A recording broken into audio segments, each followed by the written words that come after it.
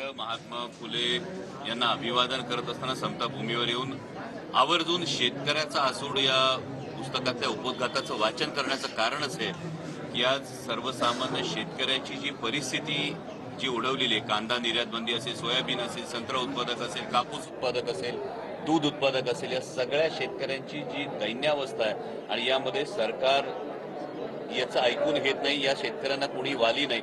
इतकंच कशाला, कृषीप्रधान म्हणवल्या जाणाऱ्या देशाला पूर्ण वेळ कृषी मंत्री मध्य प्रदेशच्या निवडणुका झाल्यापासून नसावा, याच्या इतकं दुसरं दुर्दैव कुठलंही नाही. आज सर्वसामान्य कांदा उत्पादक शेतकऱ्याला किलो माग 30 रुपयाचं नुकसान आहे, दुधाला दर लिटर माग 10 ते 12 रुपयाचं नुकसान आहे. आणि ह्याचं जर आपण नुकसान जर बघितलं तर केंद्र सरकारमध्ये आणि महायुतीच्या कोणत्याही घटक पक्षाला या संदर्भामध्ये शेतकऱ्यांच्या संदर्भात कुठलाही कळवळा नाही, ही गोष्ट सातत्यानं समोर येते. आणि अशा वेळी शेतकऱ्याचा आसूड हा राज्य व्यवस्था कोणतीही असो शेतकऱ्याच्या भल्यासाठी हा उगारला गेला पाहिजे, ही आमची भावना आहे. एक फक्त राजकीय प्रश्न आढळरावांनी टीका करताना शिरूर लोकसभा मतदारसंघावर टीका केली की 5 वर्ष खासदार नसलेला देशातला एकमेव मतदारसंघ म्हणजे शिरूर आहे. 5 वर्ष 5 पक्ष बदलणाऱ्या खासदारांमुळे आमचं शिरूर बदनाम झालं. मला वाटतं कदाचित त्यांच्यासमोर आरसा असेल, मी त्यांना एवढ्याच शुभेच्छा देईन की गेट वेल सून.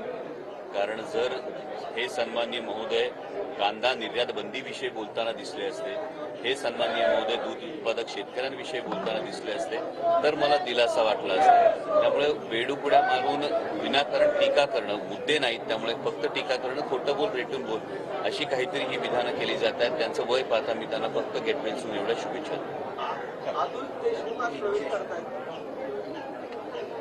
मी मागेही सांगितलं होतं की आदरणीय शरदचंद्रजी पवार साहेबांच्या कर्तृत्वाचं गारूड महाराष्ट्रावर एवढं मोठं आहे की हे फक्त तुम्हाला ट्रेलर बघायला मिळत आहेत. पिक्चर, मी अजूनही सांगतोय, पिक्चर अभी बाकी आहे. कारण आदरणीय पवार साहेबांच्या पाठीमागे शिवसेना पक्षप्रमुख उद्धवसाहेब ठाकरेंच्या पाठीमागे संपूर्ण महाराष्ट्र एकवटलाय. आणि हे जे प्रवेश होत आहेत हे फक्त ट्रेलर आहेत, एका पाठोपाठ एक. प्रत्येकाला ही भूमिका पटते आणि प्रत्येक जण ही भूमिका उघडपणे मांडतो. नगरला तोच प्रश्न, नगरला गेलात, लंकेंना आणलात, बीडला गेलात, नगरला गेलात, लंकेंना घेऊन आलात, बीडमध्ये तसंच झालं. अकलूजला पहिली बैठक घेतली आणि तुम्ही धैर्यशील मोहिते पाटलांनी 13 तारखेला आणतात. मी कुठली कमिटमेंट करत नाहीये, पण मी फक्त एवढंच सांगतोय की आदरणीय पवार साहेबांचा विचार, आदरणीय पवार साहेबांचं कर्तृत्व हा निखार आहे आणि त्याच्यावरची राख फक्त त्या राखीला फुंकर घालण्याचं काम आमच्यासारखे कार्यकर्ते करतात. तो निखारा पेटून उठतो आणि या पद्धतीनं अनेक गोष्टी तुम्हाला अजूनही बघायला मिळतील. आणि केव्हा या प्रश्नाचं उत्तर मी कायम एकच देतो, वेट अँड वॉच. सर, पुढच्या जिल्ह्यात महानाट्य कुठल्या जिल्ह्यात आहे? पुढचं अमोल कोल्हेंचं पुढचं महानाट्य कुठल्या जिल्ह्यात? सध्या राजकीय महानाट्य आहे, त्यानंतर बघू विधानसभेच्या.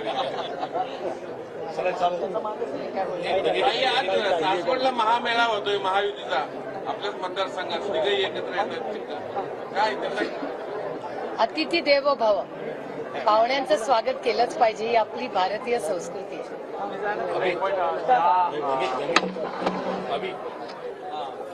ज्या अजित पवारांनी एकेकाळी जी भावना व्यक्त केली त्यांच्यासाठी आज सभा घ्यावी लागते, अशी परिस्थिती निर्माण झाली. हा प्रश्न तुम्ही त्यांना विचारला पाहिजे. काय वाटतं? थँक्यू. दुष्काळामध्ये इतकी व्यस्त आहे कारण का बारामती लोकसभा मतदारसंघात दौंड, इंदापूर, बारामती आणि पुरंदर या भागामध्ये टँकर असतील किंवा शेतीसाठी पाणी नाही, अनेक ठिकाणी पिण्याचं पाणी नाहीये. आज छावण्यांची अत्यंत गरज आहे आणि त्याच्यामुळे एवढं सगळं असताना